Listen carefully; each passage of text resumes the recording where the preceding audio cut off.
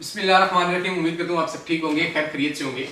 आज के इस व्लॉग में कुछ क्यूरीज रिसीव हुई थी रिगार्डिंग टर्की की कि अभी हमने टर्की में ट्रैवल करना है, हमारे वीज़ाज लगे हुए हैं, क्या अभी हम ट्रैवल कर लें, कुछ टाइम के बाद प्लान कर लें या अपना प्रोग्राम बिल्कुल पोस्टपोन कर दें। टर्की का प्लान जो हमने कई अरसे से किया हुआ था, एकदम इस तरह की सिचुएशन बन गई है कि अब हमें कोई वे आउट नज़र नहीं आ रहा है, क्योंकि हमने उधर आकर रेजिडेंस परमिट अप्लाई करने थे या बिजनेस सेटअप करने थे, तो उसकी क्या नेक्स्ट ऑप्शंस मौजूद हैं। तो उस हवाले से आज के इस व्लॉग में डिस्कस करते हैं।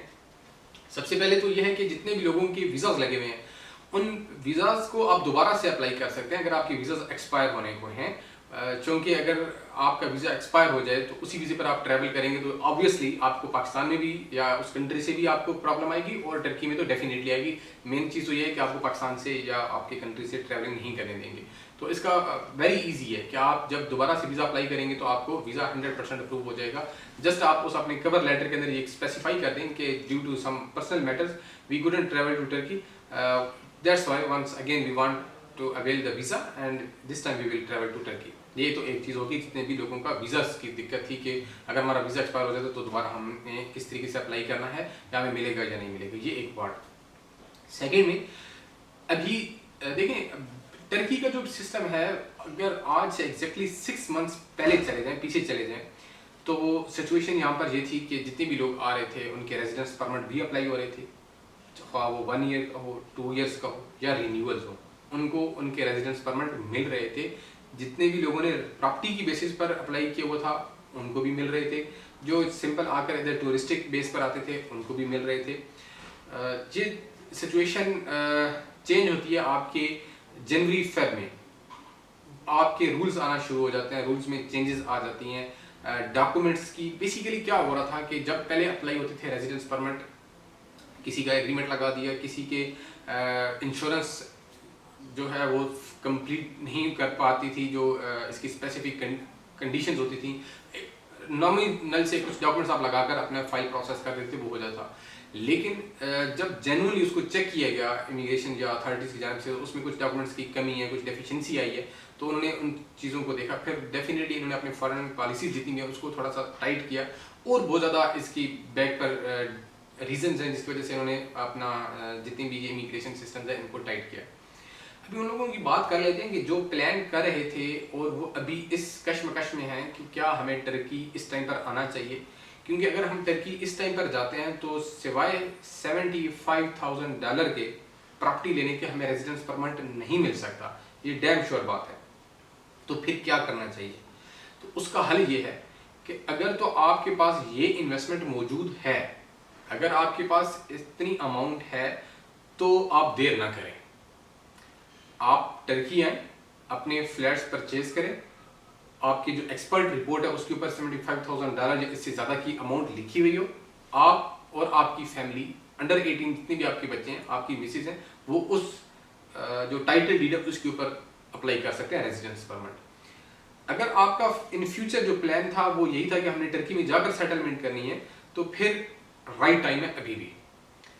देखें, आज से अगर 6 महीने पहले बात की जाए तो इन्होंने सबसे पहले ये कहा था कि हमने जो TRC है इसमें किसी उस पर्सन को नहीं देनी जो हमें टूरिस्टिक बेस पर आते हैं, हम उनको जस्ट शॉर्ट टर्म देंगे। उसके बाद इन्होंने टोटली ख़त्म कर दी, सिर्फ उन्हीं को दे रहे हैं जो यहाँ पर आकर प्रॉपर स्पेसिफाई करते हैं कि हमारा इधर आने का पर्पज़ क्या है।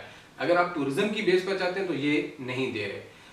अभी अगर आप आते हैं टर्की में और आप ये रीज़न देते हैं कि हमने प्रॉपर्टी परचेज करनी है, ये हमारे पास एक्सपर्ट रिपोर्ट मौजूद है और यहाँ पर हमने अपनी फैमिली को रखना है, तो वो आपको 2 इयर्स का रेजिडेंस परमिट दे देंगे। हो इस तरह से रहा है कुछ कि अगर आप नेक्स्ट अपना प्लान करते हैं कि हम हो सकता है ये रूल जो है वो रिवाइंड हो जाए, हो सकता है रूल्स में कुछ कमी आ जाए, तो टर्की के रूल्स का किसी को कुछ नहीं पता। इन चीज़ों पर ना रहें। अगर आपके पास इन्वेस्टमेंट पड़ी हुई है, अगर आपके पास इतना बजट है तो आप ज़रूर उसको यूटिलाइज करें, क्योंकि जो प्रॉपर्टी पर लगाई गई आपकी इन्वेस्टमेंट है वो कभी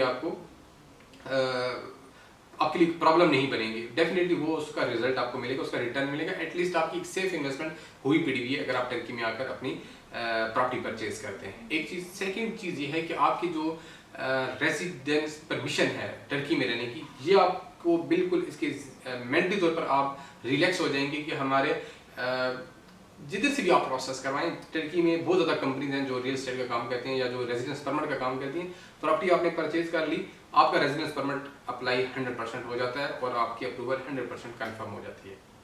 ये चीज़ है उन लोगों के लिए जो इस चीज़ का सोच रहे हैं कि क्या हमें अभी जाना चाहिए, बाद में जाना चाहिए, रूल्स में कुछ कमी आएगी। और सेकंड उन लोगों का कि जो लोग ये सोच रहे हैं कि वहाँ पर जाकर हम बिजनेस करें, और बिजनेस क्योंकि ये भी इस तरह की क्यूरीज आती हैं कि बिजनेस वीज़ा हम पाकिस्तान से लगवा लेते हैं, इधर जाकर हम इन्वेस्टमेंट नहीं करते तो उसका क्या हल होगा। उसके लिए अगेन वही कि अगर आपका पाकिस्तान से बिजनेस वीज़ा लगा हुआ हो, यहाँ पर आकर फिर आप अपनी पहले कंपनी स्टैब्लिश करेंगे, कंपनी के डॉक्यूमेंट्स की बेस पर आप अप्लाई करेंगे तो उसमें भी 100% श्योरिटी नहीं है कि आपको आपकी इकामत मिले। अब ये सारी जितनी भी चीज़ें हैं इसमें जो मेन और इम्पॉर्टेंट पॉइंट है वो सिर्फ और सिर्फ यही आपको शो कर रहा है कि अगर आपने टर्की में सेटलमेंट करनी है, आपने इन्वेस्टमेंट करनी है विद द अमाउंट ऑफ $75,000, इसकी इक्विवेलेंट इससे ज़्यादा की अमाउंट पर, और आप अपने प्रॉपर्टी भी परचेज कर लेंगे, आपकी इन्वेस्टमेंट भी होगी, प्लस आपको 2-2 साल के रेजिडेंस परमिट मिल जाएंगे। ये इस तरह की कंडीशंस। इसमें मजीद अब पॉसिबल है कि इसमें जो जिस तरीके से अब जितने भी लोग यहाँ पर रह रहे हैं उनकी जो रिन्यूअल्स हैं, अब रिन्यूअल्स भी जिन लोगों ने प्रॉपर्टी की बेसिस पर किए थे उनको यही कहा जाता है कि आप अपनी एक्सपर्ट रिपोर्ट लेकर आए, उसके ऊपर $75,000 की अमाउंट लिखी हुई हो, देन आपका रेजिडेंस परमिट अप्लाई होगा या रिन्यू करके देंगे। तो इस तरह की बहुत ज़्यादा चीज़ें आने वाले वक्तों में हो सकता है इससे भी मजीद लॉ रूल्स, चूँकि 2023 आ रहा है, उसमें इन्होंने अपने जो लोजान एक इनका एग्रीमेंट था वो 100 ईयर्स ऑलमोस्ट कंप्लीट होने जा रहे हैं, तो उसमें उन्होंने कुछ रूल्स, कुछ नए अमेंडमेंट्स करने हैं, तो वो फॉरेनर्स के लिए भी एक चैलेंजिंग टास्क होगा, उसको कंप्लीट करना आसान नहीं होगा। तो बेटर है कि अपना जो डिसीजन है राइट टाइम पर लें, और जब यहाँ पर आएँ तो कोशिश करें कि एक ऐसे इदारे से काम करवाएं कि जो फिजिकल लोकेशन पर मौजूद हो, उसके तमाम जितने भी ऑफिसेज हैं उसको पहले विजिट करें, उसके बाद डिसाइड करके उनसे अपनी सर्विस हासिल करें। अपना बहुत सारा ख्याल रखिएगा, मिलते हैं आपके साथ नेक्स्ट व्लॉग में। अपना और अपने इस चैनल का ख्याल रखें। Thank you so much. अल्लाह नेगहबान।